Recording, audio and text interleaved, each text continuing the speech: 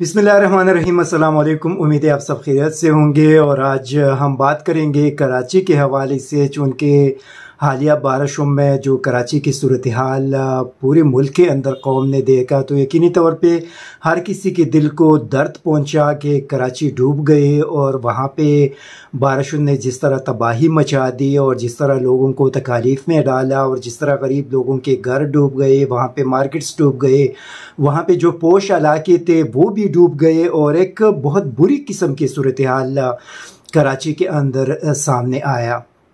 चूँकि अगर हम थोड़ा सा हक़ाइक़ पे बात करें तो पीपल्स पार्टी वहाँ पे पिछले 14 साल से मुसलसल हुकूमत में रही है। उससे पहले भी पीपल्स पार्टी की हुकूमतें रही। इसी तरह MQM उनकी हुकूमतों का हिस्सा रहे। इसी तरह अगर हम कराची के नाज़िम के हवाले से बात करें कि जब बल्दियाती इलेक्शन हुए तो 2002 के बाद सिर्फ़ एक नेमतुल्लाह खान वहाँ पे जब नाज़िम बने तो उस वक्त परवेज़ मुशर्रफ की हुकूमत थी और उन्होंने बहुत बड़ा काम किया कराची के लिए। आज भी लोग उनको याद करते हैं कि नेमतुल्लाह खान हकीकी मानों में कराची के एक वारिस थे और उन्होंने कराची के आवाम को अपने बेटों और अपने भाइयों की तरह, अपने बहनों की तरह उनका ख्याल रखा। और अपने उस टेनेवर के अंदर उन्होंने जिस तरह 4 सालों में कराची को डेवलप किया, तो आज भी लोग उसके तारीफ़ कर रहे हैं और उनको दुआएं दे रहे हैं। अगरचे नेमतुल्लाह खान साहब आज इस दुनिया में नहीं है, लेकिन कम अज़ कम लोगों के वो दुआएं उनके साथ है और अल्लाह ताला ने भी उनको इन सारे चीज़ों का अजर दिया होगा। तो कम अज़ कम कराची के हवाले से अगर हम बात करें तो उसमें पीपल्स पार्टी और MQM को किसी सूरत में माफ़ नहीं किया जा सकता, क्योंकि वफाकी हुकूमत की तरफ से जब भी अगर कराची के लिए कोई पैकेज दिया गया है, ख्वाह सिंध हुकूमत का अपना उनका डेवलपमेंटल बजट है, उसके अंदर अगर कराची के लिए अरबों रुपए अगर मुख्तस किए गए हैं मुख्तलिफ़ प्रोजेक्ट्स के लिए, तो कम अज़ कम वो नज़र आने चाहिए था कि वो प्रोजेक्ट्स कराची के अंदर लोगों को नज़र आ जाए और उन प्रोजेक्ट्स की वजह से लोगों को सहूलत भी मिल सके।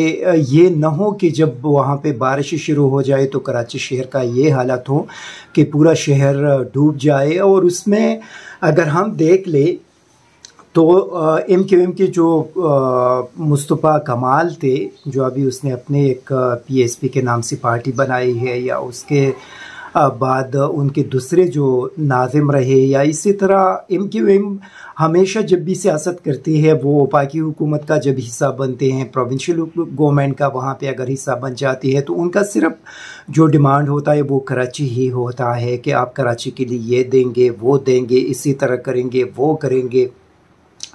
तो कम अज़ कम अगर MQM जो हर हुकूमत का हिस्सा रही, अगर वाकई वो कराची के साथ अगर मुखलिस होती तो आज कराची की ये हालत न बन जाती। यकीनी तौर पे कराची के साथ न MQM मुखलिस रही और न पीपल्स पार्टी मुखलिस रही, और इसी वजह से कराची की ये सूरत हाल बन गई है। और मेरे ख़्याल में ये अभी कराची के अवाम के पास एक बेहतरीन मौका है और ये अल्लाह ताला ने उनको एक मौका दिया कि अभी 24 जुलाई को वहाँ पे दोबारा जो बल्दियाती इलेक्शन हो रहे हैं कि उसमें वो अपने एक ऐसे बंदे का इंतखाब करे जो कराची को इन मसाइल से निकाल सके।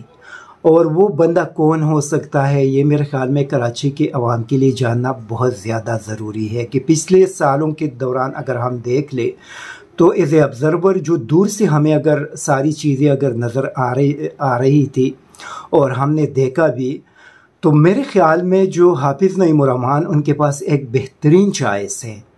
एक बेहतरीन चॉइस इसलिए है कि नेमतुल्लाह खान के बाद ये दूसरा बंदा होगा। उससे पहले भी एक नाज़िम रह चुका था और उसका भी बड़ा नाम है कराची के अंदर, लेकिन उसका नाम मुझे याद नहीं है। उनका ताल्लुक़ भी जमात इस्लामी से था, उन्होंने बहुत बड़ा काम किया था।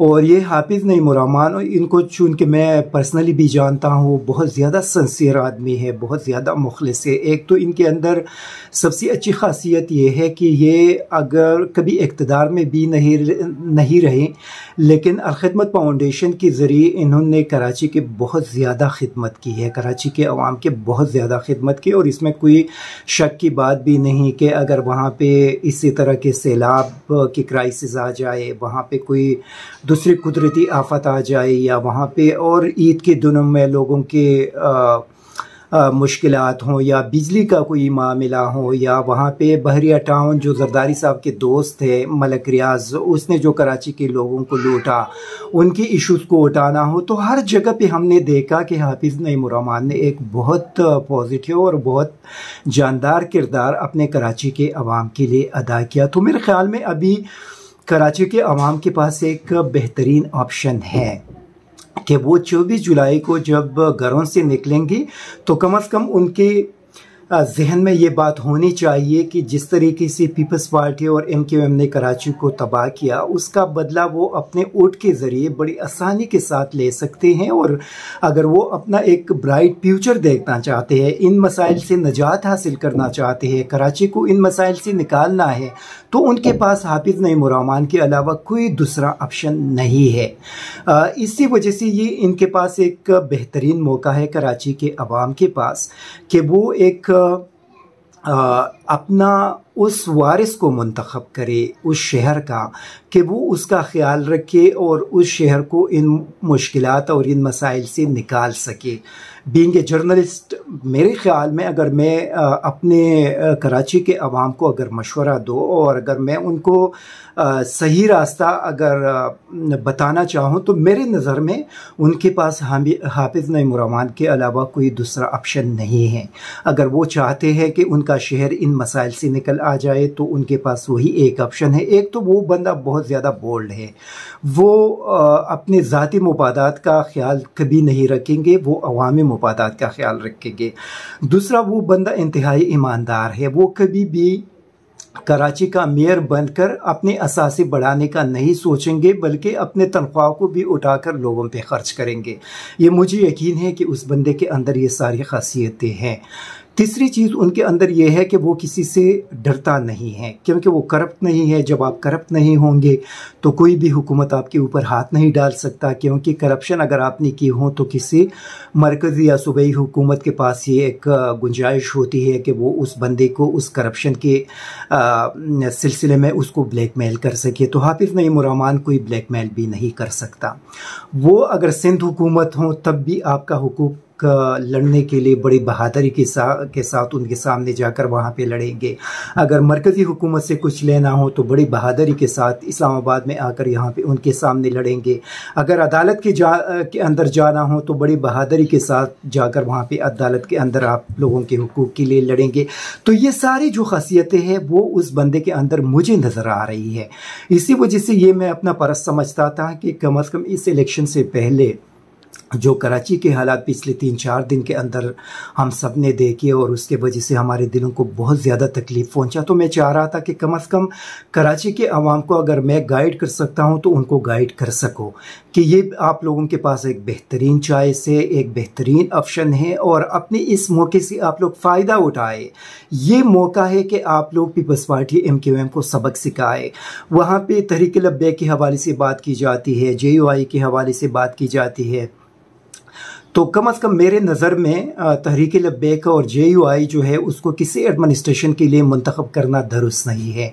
उसकी बुनियादी वजह यह है कि खैबर पख्तूनख्वा के अंदर JUI के कुछ नाज़िमीन साहिबान आए हैं और हमने उनके जो कारकर्दगी थी पिछले 3-4 महीनों के दौरान हमने उसको देख लिया कि वो लोग किसी एडमिनिस्ट्रेशन चलाने के काबिल नहीं है। उनका माशरे के अंदर डेफिनेटली हम सब इज़्ज़त करेंगे, उलमा है उनका इज़्ज़त करना भी चाहिए, लेकिन एडमिनिस्ट्रेशन चलाने की वो काबिल नहीं है। इसी वजह से मेरे ख्याल में उनको वोट देना अपना वोट को ज़ाया करने के मुतरादिफ है। तहरीक इंसाफ की है, लेकिन तहरीक इंसाफ का चूँकि वहाँ से MNAs और ये सारे लोग रहे, यहाँ से मरकज़ी हुकूमत ने 11 अरब 1100 अरब के एक पैकेज का ऐलान भी किया, लेकिन उसके बावजूद वो सारी चीज़ें वहाँ पे इम्प्लीमेंट न हो सके। लेकिन कम अज़ कम अगर हम देख ले, अगर मैं बीइंग ए जर्नलिस्ट अगर इन सब के अंदर अगर कराची के अवाम के लिए देखो और मैं उन सारे लोगों के माजी को भी देख लो, तो मेरे ख्याल में हाफिज़ नईम उर-रहमान उनके पास एक बेहतरीन ऑप्शन है, एक बेहतरीन चॉइस है। और इसी वजह से कराची के अवाम को इस मौके से फ़ायदा उठाकर अपने शहर को इन मुश्किलात से निकालने के लिए हाफिज़ नईम उर-रहमान का साथ देना चाहिए। Thank you very much. ISTV Pakistan को सब्सक्राइब करें और बेल आइकन को दबाएं मज़ीद वीडियो और अपडेट्स के लिए।